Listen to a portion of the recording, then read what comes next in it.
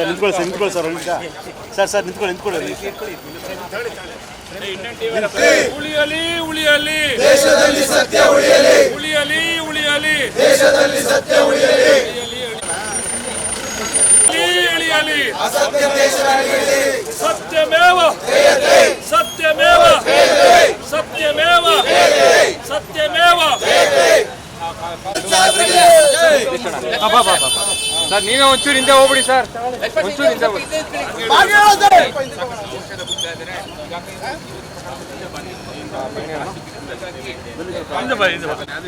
ಜಯವಾಗಿದೆ ಜಯವಾಗಿದೆ ಸಂವಿಧಾನಕ್ಕೆ ಜಯವಾಗಿದೆ ಜಯವಾಗಿದೆ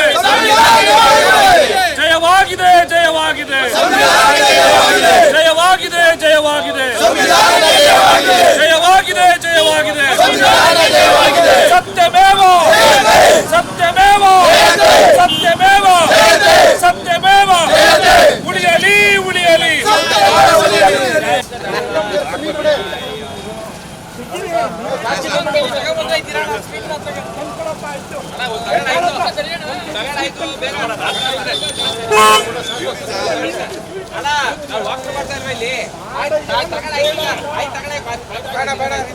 ನಮ್ಮ ಪ್ರಜಾಪ್ರಭುತ್ವ ವ್ಯವಸ್ಥೆಯಲ್ಲಿ ಸಂವಿಧಾನದ ಮೇಲೆ ನಮ್ಮ ದೇವರ ಮೇಲೆ ನಮಗೆ ನಂಬಿಕೆ ಇದ್ದಿದ್ದಕ್ಕೆ ನಿನ್ನೆ ದಿವಸ ಸುಪ್ರೀಂ ಕೋರ್ಟು ಇ ಡಿ ಅವರು ಎನ್ಫೋರ್ಸ್ಮೆಂಟ್ ಡೈರೆಕ್ಟ್ರೇಟ್ನವರು ಇಡೀ ದೇಶಾದ್ಯಂತ ಬಿ ಜೆ ಪಿ ಏಜೆಂಟ್ಗಳಾಗಿ ಬಿ ಜೆ ಪಿ ಕೂಲಿಗಾರರಾಗಿ ಏನು ಕೆಲಸ ಮಾಡ್ತಾಯಿದ್ದಾರೆ. ಅವ್ರು ಏನು ಹೇಳ್ತಾರೆ ಆರ್ ಎಸ್ ಎಸ್ ಕಚೇರಿಯಿಂದ ಆಮೇಲೆ ಅಮಿತ್ ಶಾ ಅವರಿಂದ ಏನು ರೈಟಿಂಗಲ್ಲಿ ಬರುತ್ತೆ ಅದ್ರ ಪ್ರಕಾರ ನಡ್ಕೊಳ್ಳೋವಂಥ ಒಂದು ಸ್ವಾಯತ್ತತೆ ಸಂಸ್ಥೆಗೆ ನಾಚಿಕೆ ಆಗಬೇಕು. ನಿಮಗೇನಾದರೂ ಇ ಡಿ ಅವರಿಗೆ ಮಾನ ಮರ್ಯಾದೆ ಇದ್ದರೆ ಈ ಕೆಲಸವನ್ನು ನೀವು ಇತರ ರಾಜ್ಯಗಳಲ್ಲಿ ಬಿ ಜೆ ಪಿ ರೂಲ್ಡ್ ಸ್ಟೇಟ್ಗಳಲ್ಲಿ ಯಾಕೆ ಮಾಡ್ತಾ ಇಲ್ಲ? ಇದೆಂಥ ದುರಂತ. ಕರ್ನಾಟಕ ರಾಜ್ಯದಲ್ಲಿ ಪೊಲೀಸ್ ಸ್ಟೇಷನ್ ಬೇಕಾಗಿಲ್ಲ. ಇನ್ಮೇಲೆ ಎಲ್ಲ ಪೊಲೀಸ್ ಸ್ಟೇಷನ್ ಪೊಲೀಸ್ ಕೇಸ್ಗಳೂ ಇವರೇ ತಗೋತಾ ಇರೋದನ್ನು ನಾವು ಕಾಣ್ತಾ ಇದ್ದೀವಿ. ನೀವು ಇತ್ತೀಚಿನ ದಿನಗಳಲ್ಲಿ ನೀವು ಭಾಳ ರೀಸೆಂಟಾಗಿ ನೀವು ಗಮನಿಸಿದ್ದೀರಿ, ನಿಮ್ಮ ಮಾಧ್ಯಮಗಳಲ್ಲಿ ನಾನು ಗಮನಿಸಿದ್ದೀನಿ. ಅವನು ಯಾರೋ ಪಾಪ ಕನ್ನಡಕ ಹಾಕೊಂಬಂದು ಅದು ಯಾವುದೋ ಒಂದು ನಾಯಿ ಅದು ಯಾವುದೋ ಫಾರಿನ್ ನಾಯಿ ಯಾರಿಗೂ ಗಿಫ್ಟ್ ಕೊಡ್ತೀನಿ ಇದ್ರ ಬೆಲೆ 50 ಕೋಟಿ ಅಂತ ಮಾಧ್ಯಮದ ಮುಂದೆ ಹೇಳಿದ್ದ. ಅವನ್ನ ಹೋಗಿ ಇ ಡಿ ರೈಡ್ ಮಾಡವ್ರೆ. ಮಾಡಿದ್ದಾರೆ. ಅವನು ತೆವಲಿಗೋಸ್ಕರ 50 ಕೋಟಿ ನಾಯಿ ಇದನ್ನು ನಾವು ಯಾರೋ ಸಿನಿಮಾ ಆ್ಯಕ್ಟ್ರಿಗೆ ನಾನು ಬೌಳಿಯಾಗಿ ಕೊಡ್ತಾಯಿದ್ದೀನಿ ಅಂತ ಕೊಟ್ಟಿದ್ದ ಹೇಳಿಕೆ ಆಧಾರದ ಮೇಲೆ ನೆಕ್ಸ್ಟ್ ಡೇನೇ ಇ ಡಿ ಹೋಗಿ ರೈಡ್ ಮಾಡುತ್ತೆ. ಇ ಡಿ ಅವ್ರ ಕೆಲಸ ಏನು? P M L A money laundering act ಏನಿದೆ ಅದನ್ನು ಮಿಸ್ಯೂಸ್ ಮಾಡ್ಕೊಳ್ಳೋಂಥ ಕೆಲಸವನ್ನು ಮಾಡ್ತಾಯಿದ್ರಿ. ಈ ಮೂಡ ಸೈಟಲ್ಲಿ ಮನಿ ಲಾಂಡ್ರಿಂಗ್ ಎಲ್ಲಾಗಿದೆ? ಪಾರ್ವತಿ ಮೇಡಮ್ ಅವ್ರ ವಿಚಾರದಲ್ಲಿ ಮನಿ ಲಾಂಡ್ರಿಂಗ್ ಎಲ್ಲಾಗಿದೆ?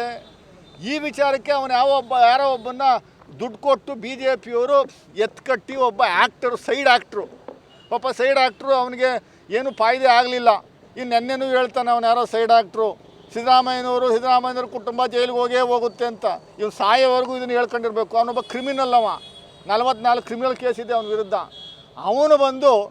ಅವನ ಮೂಲಕ ಲೋಕಾಯುಕ್ತ ಕಂಪ್ಲೇಂಟ್ ಕೊಡಿಸಿರು. ಲೋಕಾಯುಕ್ತ ತನಿಖೆ ನಡೀತಾ ಇರೋ ಒಂದು ಸಂದರ್ಭದಲ್ಲೇ ಮತ್ತೆ ಹೈಕೋರ್ಟ್ಗೆ ಹೋದ. ಲೋಕಾಯುಕ್ತದ ಮೇಲೆ ನಂಬಿಕೆ ಎಲ್ಲ CBI ಕೊಡಬೇಕು ಅಂತ. ಅಲ್ಲಿ ಹೈಕೋರ್ಟ್ನವರು ಕ್ಯಾಕರ್ಸ್ ಮಕ್ಕದ ಮೇಲೆ ಉಗಿದು ಕಳಿಸಿದ್ರು. ಒಂದು ಸಂಸ್ಥೆ ತನಿಖೆ ಮಾಡ್ತಾ ಇರ್ಬೇಕಾದ್ರೆ ಅದನ್ನು ನೀನು ಹೆಂಗೆ ಸಸ್ಪೆಕ್ಟ್ ಮಾಡ್ತೀಯಾ ಅಂತ ಉಗಿದು ಕಳಿಸಿರು. ಅದು ಡಿಸ್ಮಿಸ್ ಆದಮೇಲೆ ಅದು January 5 ಹೈಕೋರ್ಟ್ ಆರ್ಡ್ರು ಭಾಳ ಸ್ಪಷ್ಟವಾಗಿದೆ. ಲೋಕಾಯುಕ್ತ ಒಂದು ತನಿಖೆ ಸಂಸ್ಥೆ ತನಿಖೆ ಮಾಡ್ತಾ ಇರುವಂಥ ಸಂದರ್ಭದಲ್ಲಿ ಯಾವ ಕಾರಣಕ್ಕೂ ಮತ್ತೆ ಇ ಡಿ ಅವರು ತನಿಖೆ ಮಾಡುವಂಥದ್ದಕ್ಕೂ CBIನವ್ರು ತನಿಖೆ ಮಾಡುವಂಥದ್ದಕ್ಕೆ ಅವಕಾಶ ಇಲ್ಲ ಅಂತ. ಇವರು ಆ ಜಡ್ಜ್ಮೆಂಟ್ ಬಂದಿದ್ದು January 15. January 27ಕ್ಕೆ ಇ ಡಿ ಅವರು ಸಮನ್ಸ್ ಕೊಡ್ತಾರೆ ಪಾರ್ವತಿ ಮೇಡಮ್ ಅವ್ರಿಗೆ ಮತ್ತು ಬೈತಿ ಸುರೇಶ್ಗೆ. ಸಮನ್ಸ್ ಕೊಟ್ಟು ಅದಕ್ಕೆ ಉತ್ತರ ಕೊಡುವಂಥದ್ದಕ್ಕೆ ತನಿಖೆಗೆ ಬರಬೇಕು ಅಂತ ಅವರು ಕೇಳ್ತಾರೆ. ಆಗ ನಾವು ಹೈಕೋರ್ಟ್ಗೆ ಅಪ್ರೋಚ್ ಮಾಡ್ತೀವಿ. ಮಾರ್ಚ್ 7 ಅದು ಹೈಕೋರ್ಟು ಡಿಸ್ಮಿಸ್ ಮಾಡಿ ಈ ಅರ್ಜಿ ಊರ್ಜಿತ ಅಲ್ಲ ಅಂತ ಮುಖದ ಮೇಲೆ ಕ್ಯಾಕಸ್ ಮುಖದ ಮೇಲೆ ಊದ್ಬಿಟ್ಟು ಕಳಿಸ್ತಾರೆ. ಇವರು ಇ ಡಿ ಅವರು ಸುಪ್ರೀಂ ಕೋರ್ಟ್ಗೆ ಹೋಗ್ತಾರೆ. ಸುಪ್ರೀಂ ಕೋರ್ಟ್ಗೆ ಹೋಗಿ ಇದನ್ನು ಚಾಲೆಂಜ್ ಮಾಡ್ತಾರೆ.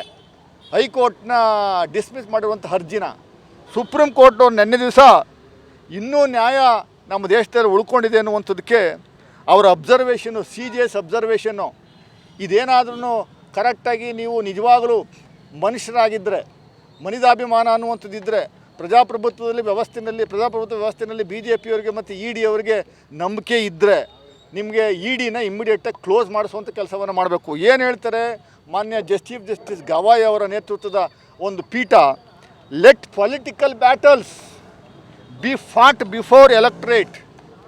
Y are you being used? Why ED is being used for political advantages?